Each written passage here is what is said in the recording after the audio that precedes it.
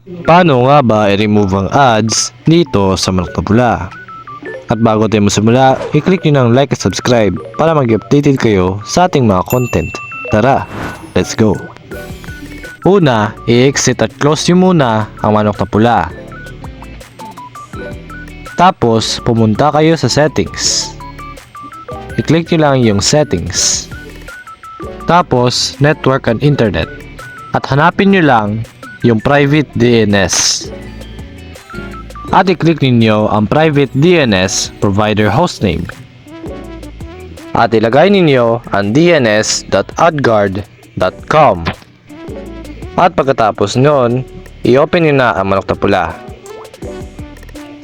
At pagkatapos ninyo ma-open ang Manok na Pula, makikita ninyo na nawala na yung ads.